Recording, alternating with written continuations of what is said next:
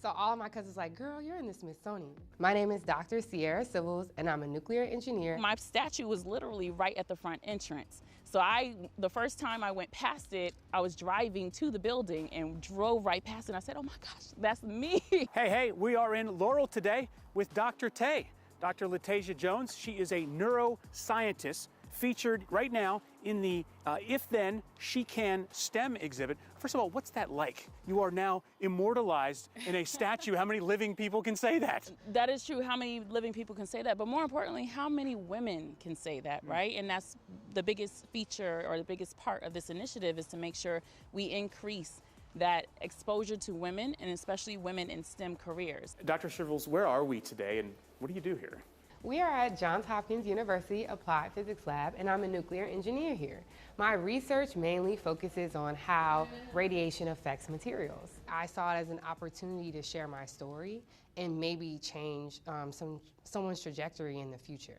And so having this opportunity as an ambassador to do something on this national scale for me was very important, because as a Black woman in a male-dominated field, I wanted to show that representation. The relationship between aspiration and inspiration, and you have to have a little inspiration of those who look like you to even be able to aspire to be the things like Dr. Latasia Jones or Dr. Sierra Civils. Letting kids understand science or STEM altogether in more fun and explorative ways. I like to use hands-on activities and encourage them to see the excitement in STEM. Once you add some Alka-Seltzer, you'll get a bubbling effect. Ooh. And that allows the kids to learn a little bit about gas exchange, gas release.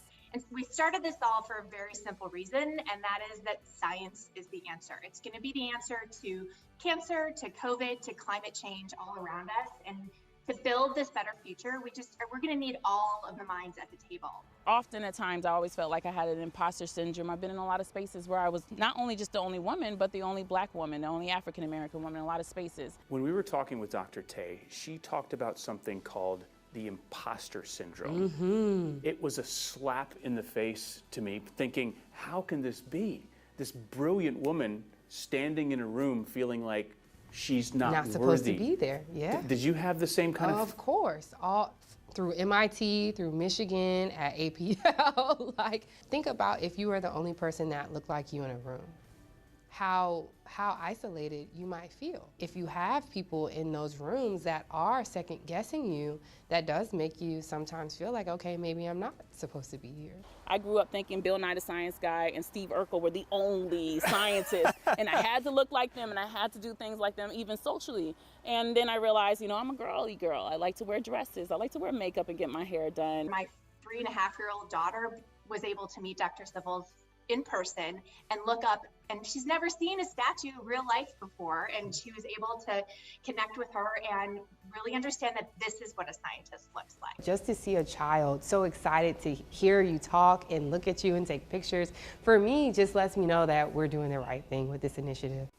Wow, I had so much identification in listening, especially about the Bill Nye the Science Guy and the Steve Urkel. That was my entire Walker Middle You connect Middle School with career. Steve Urkel, yeah. Absolutely. I love the conversation about imposter syndrome because that is not confined to any one group or any one discipline or anything. Lots of people suffer from that, and one of the ways in which you can try and eradicate that is by having representation. Yeah. And this particular piece, and one of the reasons why I love it, is because it's people that are actively working in STEM, because a lot of times these monuments are to people that have lived long ago and achieved things that we can't necessarily touch. Right. So the Light of Hill Philanthropies, they found this, they connected these two things, being that there's not a lot of women statues out there, and there's this drastic need for women in STEM. So they went to work and they put the two of these together. Now, in D.C., you talk about representation. D.C. is a statue where a city where you turn around and there's a statue of somebody there, but it's a statue of a guy. There are less than 5 statues of women in D.C., including Mary McLeod Bethune and Eleanor Roosevelt. Only 6, they found, the Light of Hill Philanthropies, only 6 statues of women in the top 10 cities in America. Wow. So this is something where they wanted to have, young girls go out and look at these and go, that's something I can do. That's something I can do. Dr. Jones was the first Black woman with a doctorate in Florida State in biomedical scientist. Dr. Civils, the first Black woman with a doctorate in nuclear engineering from the University of Michigan. These are women that should be looked up to really glad I had a chance to meet them and hope other girls can follow in their footsteps. Absolutely, very well said. We'll make sure we put this out on social media as well. Yeah, so we got this story because, of course, we saw all the statues lining up on the National Mall during Women's History Month. So if you see something that piques your interest, reach out to me, email alongo@wsa9.com, or hit me up on social media.